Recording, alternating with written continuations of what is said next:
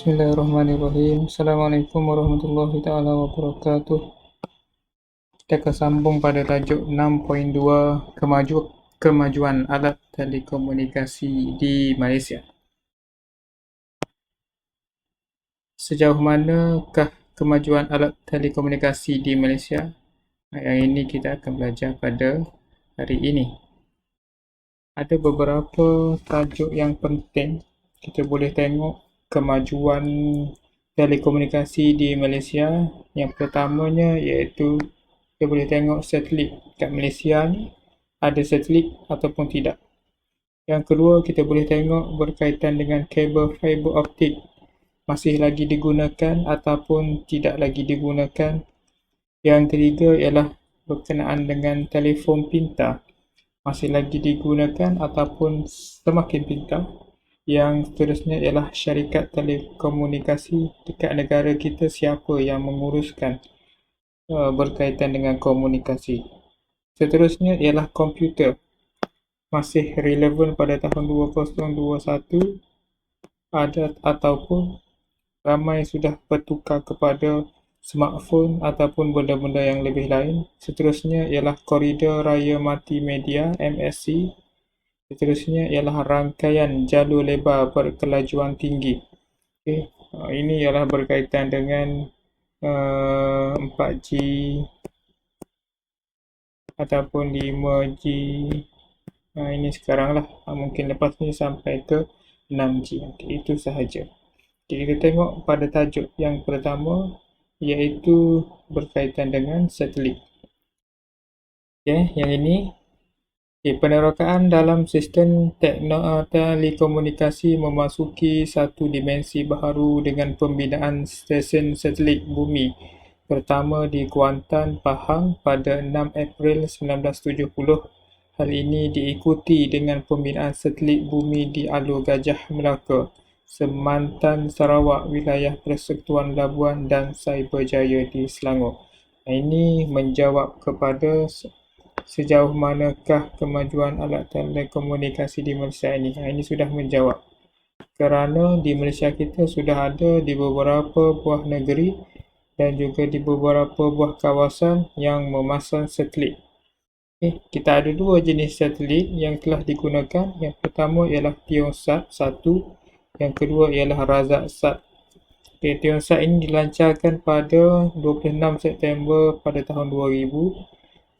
Tiga misi utamanya ialah pencerapan bumi, uji kaji saintifik kosmik, Ray Energy Disposition Experiment, iaitu dipanggil sebagai SIDEC, dan juga aplikasi komunikasi. Seterusnya untuk Razak ini ialah dilancarkan pada 14 Januari 2009 yang merupakan satelit mikro kedua yang berupaya membekalkan imej data yang lebih spesifik. Terutamanya kita menggunakan Google ataupun Google Maps. Kita boleh dapat melalui guna Razak-Sat dan juga menggunakan kamera yang bersolusi tinggi. Maksudnya kita boleh dapat mengesan dekat mana-mana lah. Sekarang ni kita boleh guna Google Map dan juga Google Map tu kita boleh kesan. Untuk pelancaran satelit Asia Timur Malaysia itu dipanggil sebagai MISAT. Bermula daripada MISAT 3B yang mana telah dibina pada 12 September 2014. MISAT 3A pada 22 Jun 2009, 12 Disember 2006 iaitu MISAT 3, MISAT 2 iaitu pada 13 November 1996 dan juga MISAT 1 pada 13 Januari 1996. Maksudnya semakin pembaharuan daripada MISAT 1 sampailah MISAT 3B. Apakah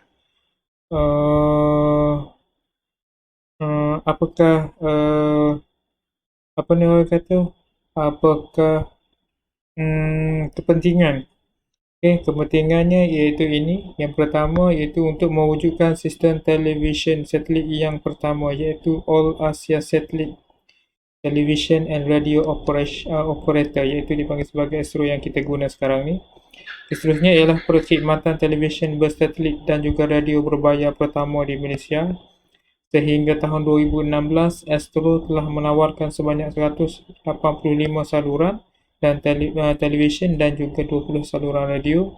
Siaran TV1, TV2 dan TV3 disiarkan melalui teknologi digital yang berdefinisi tinggi iaitu HD dan juga dapat memantapkan lagi penerimaan maklumat dan informasi rakyat Malaysia. Okay, semua adalah dalam Astro. Kita boleh dapat yang mana ada Astro tu dia akan dapat rasai lah kehebatan ke tahap ketersampaian maklumat yang telah disebarkan melalui berita dan sebagainya. Okey, untuk yang kedua iaitu kabel fiber optik. Okey, tengok yang dulu. Rangkaian telekomunikasi Malaysia meningkat maju dengan penggunaan kabel fiber optik dan juga gelombang mikro. Merupakan kabel berkapasiti tinggi kerana diperbuat daripada serat kaca atau plastik yang sangat halus, digunakan untuk menyalur informasi dan memindahkan arus data dalam dunia jaringan komputer. Itu ialah kabel fiber optik. Ini ialah contohnya. Yang mana kabel ini digunakan. Kalau ada kabel ni maksudnya data yang kita nak guna, kita nak tarik daripada internet akan lebih kuat, lebih laju lagi. Okey, seterusnya ialah telefon pintar. Telefon pintar ini ialah sekarang ni 3G dan juga terkini 4G dan sekarang ni sudah sampai 5G. Yang mempunyai banyak kemudahan seperti kamera bersolusi tinggi, capaian internet, menerima dan membalas email, perkhidmatan pesanan ringkas, perbualan video, telesidang dan pelbagai aplikasi yang boleh dimuat turun. Ciri-ciri rakaan luaran dan dalaman menggunakan teknologi tinggi dan juga menepati kehendak dan citarasa generasi alah baru. Okey, sekarang ni ini ialah antara benda yang paling penting dalam kehidupan kita. Yang mana kita nak dapatkan info, kita nak dapatkan sekarang ni dalam keadaan PKP, kita menggunakan telefon ini sebagai satu perantaraan antara guru dan juga murid-murid di rumah, iaitu dengan secara dipanggil sebagai PDPR, okay? Pembelajaran dan pengajaran di rumah. Okay? Ini yang paling penting. Seterusnya ialah syarikat telekomunikasi. Telekom Malaysia iaitu dipanggil sebagai TM telah mainkan peranan yang penting dalam usaha menyediakan telefon talian tetap dan memajukan industri telekomunikasi negara. Usaha ini dirancang lagi oleh syarikat telekomunikasi swasta. Ini TM memainkan peranan penting kepada kita lah, memberikan kemudahan, memberikan jalur lebar yang lebih kepada kita. Seterusnya ialah komputer, alat telekomunikasi yang dilengkapi dengan perisian untuk kerja-kerja seperti mengubah, menyimpan, melindungi, memproses, memindah, melihat dan juga mendapat maklumat tanpa mengira tempat dan juga waktu. Kewujudan jaringan internet dan perisian komputer seperti pelayar laman web Google Chrome, Mozilla dan Internet Explorer yang berperanan besar dalam teknologi maklumat dan juga komunikasi ICT. Okay, komputer ini pun sangat penting untuk kita sekarang untuk buat kerja, untuk buat kerja sekolah, untuk buat assignment dan sebagainya. Ini ialah yang bentuk PC lah. Ada yang bentuk laptop dan sebagainya. Okay, seterusnya ialah koridor raya multimedia iaitu MSC.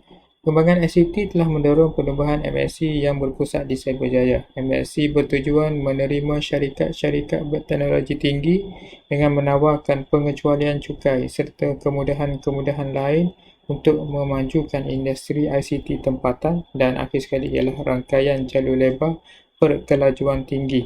Okay, ini yang berkaitan dengan MSC tadi lah. Yang mana koridor raya multimedia.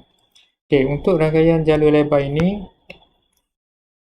Suruhanjaya Komunikasi dan Multimedia Malaysia SKMM bertanggungjawab untuk meluaskan jalur lebar ke serata pelosok negara dan juga inisiatif kerajaan untuk terus memperkasakan capaian internet dan infrastruktur teknologi di seluruh negara adalah seiring dengan hasrat merealisasikan sekurang-kurangnya 95% rakyat Malaysia yang mempunyai capaian internet yang hebat. Okey, ini rangkaian. Maksudnya kita sekarang ini sudah menerima. Okey, boleh kata 95% itu sudah tercapai. Okey, itu saja untuk tajuk 6.2 iaitu kemajuan alat telekomunikasi di Malaysia.